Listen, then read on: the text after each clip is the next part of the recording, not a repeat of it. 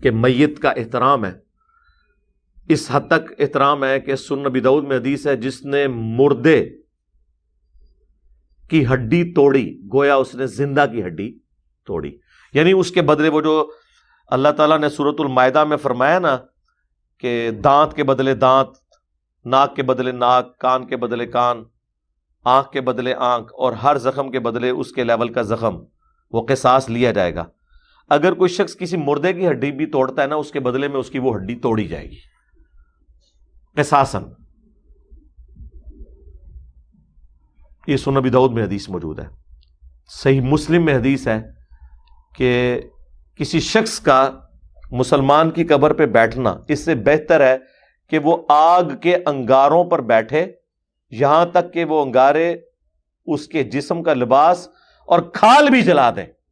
کتنی تکلیف دہ چیز ہے. اس سے بڑی تکلیف اور عذاب اس شخص کو ہونے والا ہے جو کسی مسلمان کی قبر پہ بیٹھتا ہے جا کے. یعنی وہ قبر کا احترام ہے، آپ قبر کے اوپر پاؤں نہیں رکھ سکتے، اس پہ بیٹھ نہیں سکتے. تو یہ مردے کی وہ والی حرمت جو ہے وہ اپنی جگہ موجود ہے، اس سے کسی کو انکار نہیں ہے.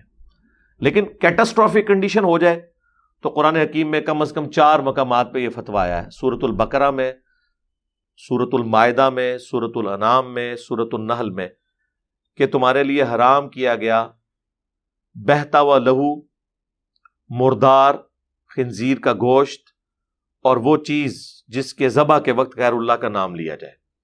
لیکن ساتھ یہ ہے کہ اگر کیٹاسٹرافک کنڈیشن ہو جائے اور تم میں بغاوت نہ ہو، نافرمانی کا ایلیمنٹ نہ ہو، تو پھر جان بچانے کے لیے یہ حرام بھی کھایا جا سکتا ہے.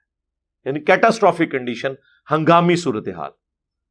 حتیٰ کہ سورۃ النحل میں تو یہاں تک آیا کہ اگر تمہیں کلمہ کفر بھی بولنا پڑ جائے جان بچانے کے لیے اور دل میں ایمان ہو تو اس کی بھی اجازت ہے ایز اے لاسٹ ریزارٹ. تو اب یہ ساری صورتحال دیکھیں تو پھر آپ کو اندازہ ہوگا کہ پوسٹ مارٹم کے لیے اگر اس وقت لاش نکالنی پڑتی ہے تو کوئی ایسا مسئلہ نہیں ہے، کیٹاسٹرافک کنڈیشن ہے. صحیح بخاری میں ایک حدیث موجود ہے، امام بخاری نے باقاعدہ ایک چیپٹر بنایا جس کی ہیڈنگ یہ ہے کہ ضرورت کے وقت لاش کو قبر سے نکالنا، یعنی اس کا جواز موجود ہے. اس میں ایک حدیث لے کر آئے کہ حضرت جابر بن عبداللہ کہتے ہیں کہ غزوہ احد کے موقع پر میرے والد شہید ہو گئے اور انہیں کسی اور شہید کے ساتھ دفن کر دیا گیا، لیکن میرے دل میں قلق تھا کہ 2 بندے ایک ہی قبر میں دفن ہیں. اگرچہ جائز ہے، ظاہر کیٹاسٹرافک کنڈیشن ہوتی ہے، لیکن مجھے ہوا کہ میں اپنے باپ کی لاش کو الگ شفٹ کروں. تو میں نے ان کے مرنے کے 6 مہینے کے بعد، یہ صحیح بخاری کے الفاظ ہیں، ان کی قبر کھودی تو وہ کہتے ہیں ان کی لاش بالکل سلامت تھی، سوائے ایک کان کا تھوڑا سا حصہ ڈیمیج تھا. اب وہ کان کا حصہ جو ڈیمیج تھا وہ مٹی کی وجہ سے نہیں تھا، کوئی زخم وغیرہ ان کو لگے ہوں گے، ورنہ تو اگر یہ تو نہیں کہ کان سے سٹارٹ ہونا تھا. سب سے پہلے تو معدہ پھٹتا ہے، آپ پتہ نا، پیٹ سب سے پہلے پھٹتا ہے. تو وہ کہتے ہیں میں نے ان کی لاش کو پھر شفٹ کر دیا دوسری قبر میں. اس سے امام بخاری نے رزلٹ نکالا ہے کہ اگر ضرورت پڑے تو آپ کسی کی لاش کو قبر سے نکال سکتے ہیں. بعض اوقات قبرستان میں پانی آ جاتا ہے، لیکن یہ جواز کی حد تک ہے، یہ ضروری نہیں کہ ایسا کرنا ہوتا ہے. وہ آخرت کی زندگی میں کیا فرق پڑتا ہے؟ آپ کی راکھ ہواؤں میں اڑ جائے ایئر کریش کے اندر، یا آگ میں جلا دی جائے، یا سمندر میں غرق ہو جائے، آپ کے لیے وہی قبر ہے. آپ کی قبر کے لیے جسم کا سلامت ہونا ضروری نہیں ہے، یہ عالم برزخ ہے. وَمِن وَرَائِهِمْ بَرْزَخٌ إِلَىٰ يَوْمِ يُبْعَثُونَ، تمہارے مرنے سے لے کر آخرت کے دن اٹھائے جانے تک برزخ ہے، ان سین بیریئر. کسی کی قبر یہ مٹی کی ڈھیری بنتی ہے، کسی کی شیر کا پیٹ، کسی کی قبر سمندر کی گہرائی، کوئی ہواؤں میں بکھر جاتا ہے، کسی کی لاش کو آگ لگا دی جاتی ہے جس طرح ہندو لگاتے ہیں. تو لوگ پوچھ رہے ہوتے ہیں اس کو عذاب کیسے ہوگا؟ بھائی اللہ تعالیٰ ان چیزوں کے اوپر ڈپینڈنٹ ہے کسی کو عذاب دینے کے لیے. وہ دنیا ہی الگ ہے، وہ اس فزیکل ورلڈ کی جگہ نہیں ہے. ایون جو لاش آپ نے قبر میں دفنائی ہے، آپ سی سی ٹی وی کیمرہ لگا لیں، آپ کو کوئی فرشتے آتے ہوئے یا وہ مردہ اٹھتے ہوئے یہ جواب دیتے ہوئے نظر آئے گا؟ تو پھر اس سے کوئی تعلق ہی نہیں ہے کہ وہ مردے کی لاش سلامت ہے یا نہیں ہے. اتنے بولے لوگ ہیں، ہر چوتھے دن سوال پوچھتے ہیں کہ جی وہ ہندو آگ لگا دیتے ہیں، ان کا حساب کتاب قبر کے سوال کیسے ہوتے ہوں گے؟ یہ مسلمان کا حالت ہے، یہ اس کا یعنی آپ سمجھ رہے ہیں علمی لیول آپ دیکھ لیں مسلمان کا کیا ہے، اس چیز کے اوپر وہ سوال کر رہا ہوتا ہے بھئی آخرت کی زندگی کا کیا تعلق اس معاملے سے؟ جس کو تم نے دفنایا اس کے سوال کون سے آبزرو کر لو گے تم؟ وہ آخرت کی زندگی ہے۔ تو اس طرح کی جو کیٹاسٹروفک کنڈیشن ہے نا، اس کے اندر لاش کو نکالا جا سکتا ہے۔ یعنی امام بخاری نے اس حدیث سے باقاعدہ رزلٹ نکالا اور ایک چیپٹر کی ہیڈنگ بنائی ہے کہ ضرورت کے وقت لاش کو اس طریقے سے قبر سے نکالنا، یہ یعنی ایک ضرورت کی چیز تھی نا، اس وجہ سے نکالا گیا۔ کیٹاسٹروفک کنڈیشن کے حوالے سے پھر احکامات بالکل بدل جاتے ہیں۔ اور یہ جو قتل ہے نا جی، یہ اتنا سینسٹیو چیز ہے کہ اللہ تعالی کی سنت یہی ہے کہ کوئی شخص آپ کے ساتھ زیادتی کرتا ہے نا، آپ اسے معاف کر دو۔ سورہ شورا میں آیا کہ برائی کا بدلہ اتنے ہی لیول کی برائی ہے، البتہ اگر تم معاف کر دو گے تمہارا اجر اللہ کے حضور پکا ہو جائے گا۔ لیکن قتل ناحق ایسی چیز ہے کہ اللہ تعالیٰ نے اس کے بارے میں قرآن حکیم میں فرمایا وَلَكُمْ فِي الْقِصَاصِ حَيَاةٌ يَا أُولِي الْأَلْبَابِ، اے عقل مندو، قتل کے بدلے قتل کرنے میں انسانیت کی زندگی چھپی ہوئی ہے تاکہ تم ڈر جاؤ، بچ جاؤ۔ یعنی یہاں معاف نہیں کرنا، ایون دیت لینا جائز ہے، سورۃ النساء میں آیا، لیکن وہ ایز اے لاسٹ ریزارٹ ہے۔ وہ سنن ابی داؤد میں آیا کہ 100 اونٹ یا اس کے برابر مالیت، وہ بھی اچھی خاصی رقم بن جاتی ہے۔ ایک اونٹ جو ہے وہ آج کل ایوریج 5 لاکھ روپے کا تو ہے، تو یہ 5 کروڑ دیت تو بن جائے گی ایک بندے کی۔ لیکن قرآن کہہ رہا ہے کہ یہ دیت صرف جواز کی حد تک ہے، زندگی اسی میں چھپی ہے کہ تم قتل کے بدلے قتل کرواؤ۔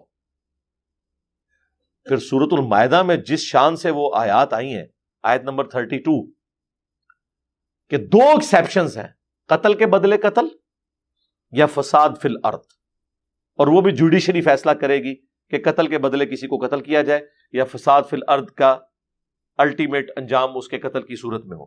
ان 2 ایکسیپشنز کے سوا اگر کسی شخص نے کسی ایک جان کو بھی قتل کیا، گویا اس نے پوری انسانیت کو قتل کر دیا۔ انسان، مسلمان نہیں، انسان، چاہے وہ مسلمان تھا، چاہے وہ ہندو تھا، چاہے وہ عیسائی تھا، چاہے سکھ تھا، یہودی تھا، کوئی بھی۔ اور جس نے ایک جان کو بچایا گویا اس نے پوری انسانیت کو بچا لیا۔ یہ سورۃ المائدہ میں اللہ تعالیٰ فرمایا۔ تو لہٰذا یہ اب جو قتل والا معاملہ ہے، اس میں اس لیول تک اترنے کی ضرورت ہے۔ آپ پوری انسانیت کو بچائیں گے، ایک ہائی پروفائل کیس ہے، اس کے قتل کی تحقیق تو ہونی چاہیے، مبینہ قتل ہو سکتا ہے نہ ہوا ہو، لیکن بہرحال جو قرائن بتا رہے ہیں اس میں تو تمام چیزیں اس طرف جا رہی ہیں۔ ہو سکتا ہے رزلٹ کچھ اور نکل آئے، لیکن پھر بھی تحقیق تو ہو، لوگوں کو صبر تو آ جائے۔ تو اس طرح کے کیسز کے اندر تو ضرور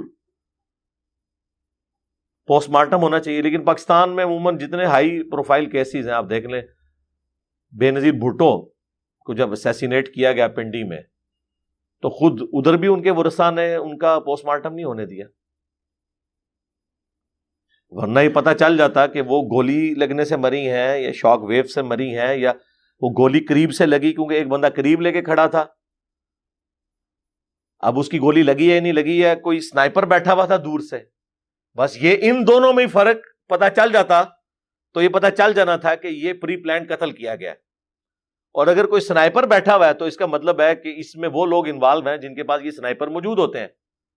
میں اشارتاً بات کر رہا ہوں، کسی انڈیویجول نے قانون نہیں ہاتھ میں لیا، کیونکہ عام بندے کے پاس تو سنائپر والی گنیں نہیں ہوتی، تو اسی لیے وہ تحقیق ہونے ہی نہیں دی گئی کہ پتہ ہی نہ چلے کہ ان کو کسی نے ذاتی دشمنی میں مارا ہے یا کسی نے آرگنائز طریقے سے ان کے قتل کو اس طریقے سے مینج کیا ہے، اس لیے وہ پوسٹ مارٹم نہیں ہونے دیتے۔ اور پھر فوراً جناب ادھر جناب پتہ ہے وہ سارے پانی کے ساتھ دھونے کے لیے وہ سارا پورے کرائم سین کو مٹا دیا تھا انہوں نے فوراً سے پہلے، پھر بعد میں جناب وہ اتنے پیسے لگاتے رہے تحقیق، بعد کھیت مٹی تحقیق ہونی ہے جب آپ نے شواہد سارے مٹا دیے۔ تو اس طرح کے جو کیسز ہیں اس کے اوپر ضرور پوسٹ مارٹم والا معاملہ ہونا چاہیے، اور کوشش کریں کہ دفنانے سے پہلے ہو، بعد میں یہ تماشا نہ لگے۔ مولانا سمیع الحق صاحب کتنی بے دردی سے انہیں قتل کیا گیا، ان کا پوسٹ مارٹم بھی ان کے بیٹے نے رکوا دیا تھا، کتنا ہائی پروفائل کیس تھا،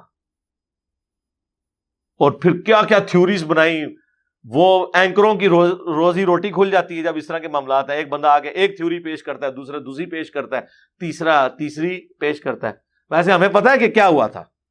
میں جو ایسے کر کے مولویوں کو دیکھ رہا ہوں نا, ان کو پتا چل گیا ہوگا کہ میں کیا کہنا چاہ رہا ہوں, لیکن ہم نہیں بتاتے کہ ٹھیک ہے بندہ مر گیا, اس کے اوپر پردہ رکھو. وہ جان بوجھ کے نہیں ہونے دیتے. لیکن آخرت میں سارے پول کھلیں گے نا, کہ جس کے ساتھ زیادتی کی ہوئی ہے وہ سب کے سب چیزیں کھل جائیں گی. تو یہ قتل ناحق کا اس حوالے سے پوسٹ مارٹم ہونا چاہیے. لیکن اس طریقے سے جو ہوا نا, یہ یعنی مجھے یہ اچھا نہیں لگا, اور نہ یہ اسلام کو پسندیدہ ہے کہ اب بندہ مر کے وہ پردے میں جا چکا ہے, اب آپ اس کی لاش کو نکالیں گے. لیکن چونکہ اب ایک مجبوری ہے اس لیے نکالنی پڑ رہی ہے, جواز اس کا موجود ہے, لیکن یہ سب کچھ پہلے ہونا چاہیے تھا. اور یہ پارلیمنٹ میں بیٹھ کے جو ایک دوسرے کو گالیاں نکالتے رہتے ہیں, لڑتے رہتے ہیں, پارلیمنٹ کا اصل کام جو ہے نا وہ قانون سازی کرنا ہے. اس کے اوپر اب قانون سازی ہو جانی چاہیے کہ جو بھی کوئی ہائی پروفائل کیس, اب یہ بندہ جو ہے وہ MNA بھی ہے, ایک ریلیجیس اسکالر بھی ہے, ایک ٹی وی اینکر بھی ہے, 3 دفعہ 500 سب سے زیادہ با اثر لوگوں میں اس کا نام آ چکا ہے مسلمانوں میں سے. یہ ساری چیزیں موجود ہیں. کوئی کرائٹیریا سیٹ کر لیں کہ اس طرح کا جو بندہ مرے گا نا وہ ہمارے قانون کا حصہ ہو کہ اس کا پوسٹ مارٹم ہونا ہے. ورثہ چاہیں بھی تو اس میں ہرڈل نہیں کر سکتے.